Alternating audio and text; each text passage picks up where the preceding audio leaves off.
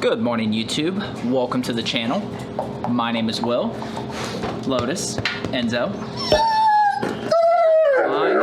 I know. We all know you're the star. We know. Oh, he not the star, you the star. Today we're gonna do a simple Q&A. So I posted this on Instagram. If you don't follow the pups, a good reason to do so. All right, now that the heat is off, do y'all use Kongs or give the boys any fruit or vegetables? So they do have Kong toys. We will sometimes put peanut butter in there and let them do that, especially if we're like maybe outside brushing them or something. We've tried various fruits and vegetables. Always Google, make sure that it's safe. And they've usually just pick them up and spit them back out and they're like, nah, this isn't, I'm not eating this. From M. Frey, how often did you put Enzo and or Lotus in a crate during the day when they were puppies while you were home? While in the crate training stage? I've heard many different scenarios. When we were home, they would go in the crate, they would be locked in the crate if I couldn't monitor them. So if you're gonna be making some food, if you're going to take a shower, go to the bathroom, run up to the mailbox, whatever. If I can't keep my eyes on them, they're locked in the crate. Because puppies, even if they're sleeping, you think, oh, it'll be okay, I'll just sneak out of the room for a minute. Puppies have this tendency that the second they wake up, they want to go pee. It doesn't matter if they went pee 30 minutes ago, came in, fell asleep, and then wake up mid-nap, they're gonna want to go pee again. It's just what they do. So anytime I couldn't monitor them. Mark Burke, if you had to tell someone about to buy a German Shepherd puppy one thing, what would it be? You really just need to ask yourself, you know, what is my lifestyle? You know, right now we're in COVID, so that may make things a little different, but generally speaking, what is my lifestyle? Do I like to travel? Do I work from home, or do I work outside of the home a lot? How much time can I be with them? There are plenty of dog breeds that are perfectly okay once they're not puppies and, you know, once they can hold their bathroom and stuff. They're perfectly fine if you go to work all day. They don't care. German Shepherds are not one of them. They don't like that. So if your thought is, you know, I like to travel a couple weeks or a few weeks out of the year, I'll just give them to my parents or my sibling. No, Shepherds, they don't really like that type of stuff. Miss Melanie Ashley, as puppies, did Enzo and Lotus eat everything on the ground during walks? Sometimes, yeah. What are some tips to prevent this? Really, you just kind of got to monitor them and keep an eye out. Yeah, I mean, they're puppies. They just want to, they're like how babies want to stick everything in their mouth. Puppies are the same way. I mean, even to this day, sometimes they'll put stuff in their mouth that I don't want them to. Yeah, rocks especially. Rocks seem to be appealing. Yeah, you just gotta monitor. I mean, you're not gonna win every battle, but try to win as many as possible because obviously you don't want them digesting rocks and sticks and mulch. Mulch was a big one. Crickets were a big one, although they didn't eat those. Enzo was just obsessed with them. So yeah, I mean, it's just tedious paying attention to them, really. Jack Hockett 6, and I'm sure I'm butchering all these usernames, by the way. Our dog Atlas likes to get the biggest stick tree he can find and drag it around with him, and he will not let go of it. Any tips to get him to drop it? It's the one thing we can't teach. So, as you may know, Enzo and Lotus have been through Off-Leash Canine. We also partner with Robert Cabral if you want to do some online training. We have two commands that can do this. One is the off command, which is kind of like a blanket stop what you're doing type of thing. The other is the actual out command where, you know, they drop whatever's in their mouth. I would suggest if you don't want to go, if this is really just a thing you want to work on them, and keep in mind they have to be at least like 6 months before they're really gonna be in a mind frame where they can learn stuff like this. Go to Robert's YouTube channel. I'm sure he probably has a video. If not, you can sign up for his online. It's not that expensive. You can do monthly or you can do yearly. If you do the yearly, we do have a discount code. Regardless, the links are below. That would be the best thing. I mean, other than the annoyance of maybe them carrying a stick, it doesn't really bother me when they carry sticks around. The other thing would be carry a toy that you know they love, and if you get to that point where they have something, just pull out that toy, because chances are they're gonna drop it, or a treat, obviously. They're gonna probably drop whatever they have for a treat. Hamish Blue GSD, did Enzo or Lotus ever challenge your authority, like bark back at you when you told them no, or nip no if you told them no? If so, how did you tackle it? Have you met Enzo? Or not Enzo, Lotus? Lotus talks back all the freaking time. Puppies use their mouth. I mean, that's the way they communicate. Biting isn't, that's just how they communicate. So it doesn't necessarily mean that they're challenging you, although I'm sure they do at times. And I mean, a lot of that is just staying consistent. You know, you didn't mention like if there's like a specific thing. Anytime that they're a puppy and they do something that I don't want them to do, it was always a very gentle, just kind of like this. And I would make them sit. And so it's like, no, gentle doesn't work with me anymore. I'm too strong. But you do that with a puppy and they'll sit down and, you know, puppies, they want to be free. They want to be free to run around the room or outside or whatever it is you're doing. And squeaky squeak. So just doing that the moment they do something, it has to literally be like the instant that it happens. And just hold it for a few seconds if they're a puppy, just a few seconds, and then let them go. If they do it again, it's just like a little mini timeout, but it just lets them, you know, because they want to be free, so they can't be free if you're making them sit like that. And it won't take long for them to correlate that every time I do X behavior, they make me sit down for a second.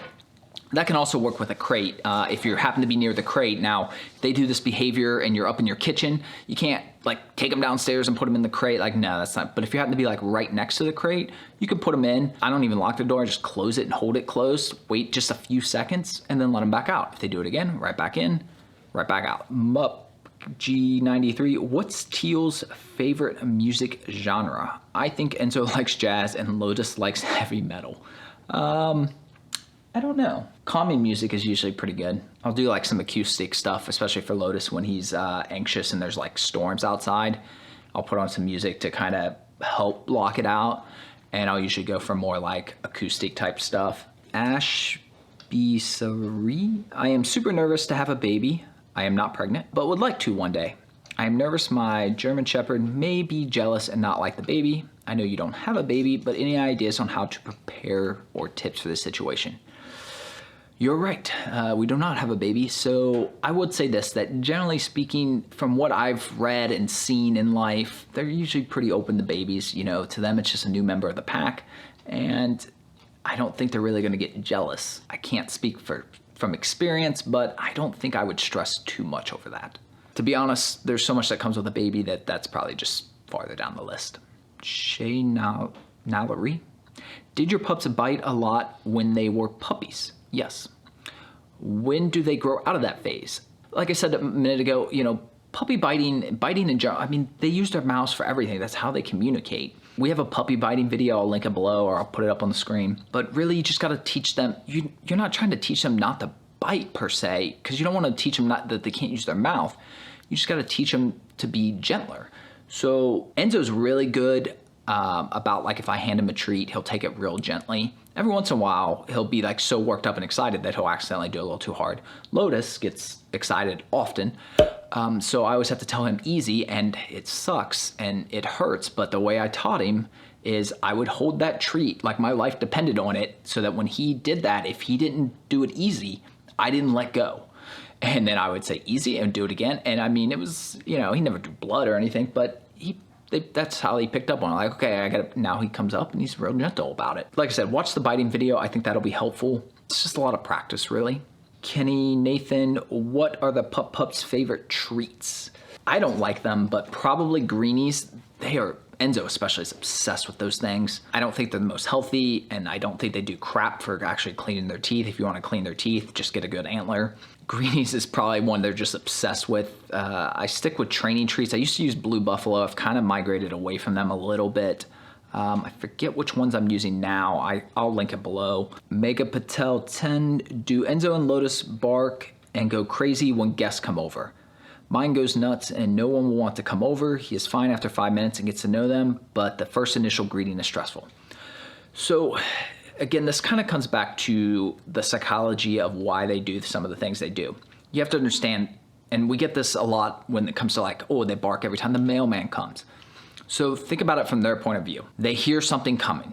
They need to alert you, first of all, and they need to let whatever this potential intruder is know that like, hey, best not be coming here. So the mailman pulls up, they start barking, and then the mailman drives away. Mission successful. We barked, we scared him off, that intruder, he went away, and it gets reinforced every day because the mailman comes every day. They bark, the mailman leaves right away. You know, if the mailman would just come in the house every day for 5 or 10 minutes, they wouldn't bark at the mailman anymore. And it's the same way with guests. You know, that's their way of protecting and such. There are some things you can do as far as, you know, greeting people properly. But I mean, that's just a fact of the matter. You know, if anybody wants to come to our house, they have to understand that you're going to have to be okay with them checking you out and making sure it's okay, because, you know, their instinct is to protect their home, protect their pack, which is you. So that's just what they're going to do. Let's see, Nitro, Angel, and Mark. Pups, who are you going to pick to win the Super Bowl? There you have it. Tracy Arb, how about this snow? What's your recommended playtime outside in the snow and Pups' feet? 18 degrees, feels like too windy as, yeah. So we actually have a video, I'll link it below on this. There are ways you can tell, like if they start lifting their paws, that they're getting too cold. I generally don't like to exceed like 20 to 30 minutes. We did like 40 minutes the other day because one, I was really warm and it was sunny and stuff. I felt a little bit better about it, but I definitely wouldn't push it much past that because like you said, you know, their feet are gonna get cold. I mean, you have to understand they're meant to be outside in the snow, so it's not that dangerous, but it kind of depends on what you're doing too. You know, if you're just casually walking around or just hanging out outside and they're just kind of laying around, yeah, but if they're running around, their blood's flowing, keeping them warm, you can go longer. The other thing I would keep a close eye on is salt, which I know is not really what you were asking, but keep an eye on if they start lifting their paws. That means they've gotten salt in there. We try to avoid that as much as possible. And if we go to a park that they put down salt, when I put them back in the FJ, I always make sure to clean out their paws really well, because when I'm driving, I'm not gonna know if they're having a reaction. Tori Gart artwork, do the pups have any separation anxiety and how would you prevent it from developing in a puppy? Yes, Enzo has a smidgen of separation anxiety. Enzo! So pre-COVID, I was actually working with this, and what I was doing, because I worked from home even before COVID, is I was picking at least once a day where basically I would pick that day to be like my errand, gym / work at Starbucks for a couple hours a day. So I would maybe run a couple errands, I would go to the gym, and then I would post up at like Starbucks or a coffee shop for a couple hours. So that way I was just out of the house for a good portion of the afternoon, just to kind of help alleviate that a little bit. You just got to start in small increments. And if Lotus was our only pup, we had never had Enzo, I could have probably left Lotus outside of his crate from the time he was, I don't know, a few months old. Enzo, that was not the case because his separation anxiety was too much. He was like 1.5 or 2 before I regularly started leaving him out because his anxiety would manifest in destruction. He never did much, but he likes to like rummage in the trash can. He did destroy one of my remotes. Cameras are a big help on that. We have some cameras, they're linked below in the Amazon store to keep an eye on them. And I would start slow because you don't want them destroying stuff either. So maybe, you know, leave the house, drive away, but then just park down the street and walk back because they'll hear your car. And, you know, have cameras ideally and just kind of keep an eye on them, see how they're doing. And, you know, keep up in the time. Obviously, you could leave them in a crate too. Jess Heaney X, my German Shepherd puppy only bites my dad and not my mom or myself. It's different to mouthing and teething. It looks quite aggressive and he growls and pounces. It's quite worrying to watch and we're scared this behavior could stick when he gets bigger. He's only 3 months old now. Any ideas what this could be? Love your channel. Thanks in advance. It's hard to say why he's more aggressive like that. You know, I don't know what the dynamic is. Maybe he plays and is more roughhousing with them, so they're more roughhousing back. It kind of comes back to a lot of the stuff when they do things that you don't want. Like I was saying earlier, put them in the brief timeouts. I would probably start there. I would definitely check out Robert's YouTube channel or the training. He does some great understandings of different bitings and things like that. I don't really have a perfect answer to that, to be honest, other than just let him be around them more. And like I said, it might just be as simple as when he plays with the puppy, he's more rough and they associate that as more rough house okay, and he's just more kind of rough back. I don't know. Irish Laundry, have you had any other type of breed besides German Shepherd? If not, what did you have? Growing up, I had a Samoy for a little bit, and as I got older, my parents got a Border Collie and a Pomeranian. Those mostly came towards the end of me living at home. So, I mean, as an adult, I haven't had any other dogs. Nisha had an outside dog when she was a child. I don't remember if she even knows what the breed was. I think it was just like a rescue mutt type thing. Have you ever gone off-roading with the pups on the FJ? I've gone over a few curbs. What tricks do the pups know? I'm not really big on tricks, more like things that I find that will make life easier. Michelle Meadows asks, do you still have or use the treat dispenser that was featured in a video a while back? No, I got rid of that. We just didn't use it because we're always home, so it just didn't need it. Have you ever considered designated Enzo as a therapy dog? That was actually when Nisha was still teaching, something we were looking into with COVID, and then she quit teaching. It kind of just became less important. You said that, you thought Enzo would do better, not necessarily Lotus. Funny thing is though, while I don't disagree, I made a similar comment to our trainer back when we first got Lotus. And his response was not necessarily. A lot of what he saw in Lotus, he's like, you could probably, enough time and patience. Could he be a service dog right now? No.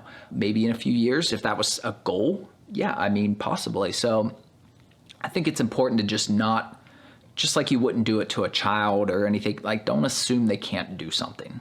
Do they calm a little as their age? Yeah, like you say here, they're only 6 months old, but cannot sit still for more than 5 minutes. Honestly, I'm surprised at 6 months they can even sit still for 5 minutes. So I think that's a pretty impressive feat there. How do you not have hair everywhere? We're in the house, no matter where we go, we seem to get control. We seem to get hair. It may not show up on camera, but trust me, there's hair everywhere. Annie asks, I thought I saw a bark prevention collar in an earlier post. Does one dog bark more than the other? And how do you stop loud barking?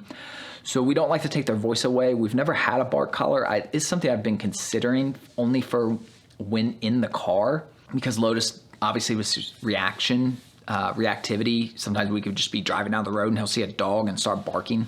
Other than that very, very specific situation, I don't like bark collars because it takes their voice away. And I never want to do that. Jessica Farrell, talk about the benefits of having 2 as opposed to 1. My boyfriend and I want to get a second one over the summer. Our Zeus turns 1 in July. There are definitely almost all benefits. I would say most of the negatives are going to be to your personal life, just like probably having more than 1 kid is more work, having more than 1 dog is more work. It is helpful that they always have a companion. Enzo's separation anxiety when we leave it's not cured, but it definitely has gone down a lot. It was also a lot easier to train Lotus. So if you've watched in our vlogs and stuff, when they'll be running around, I'll yell for them to heel and they'll come and they'll circle behind me and be walking.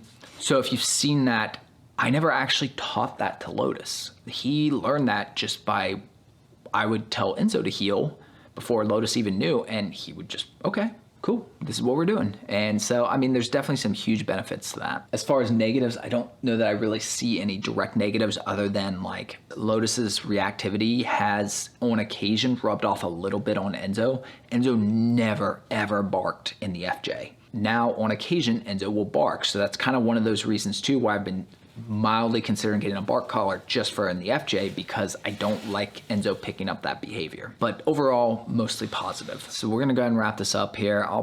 If you guys like these, maybe I can do another one in a week or so. But otherwise, appreciate you guys as always. Subscribe for more Enzo and Lotus German Shepherd content, and we will see you on the next one. Later.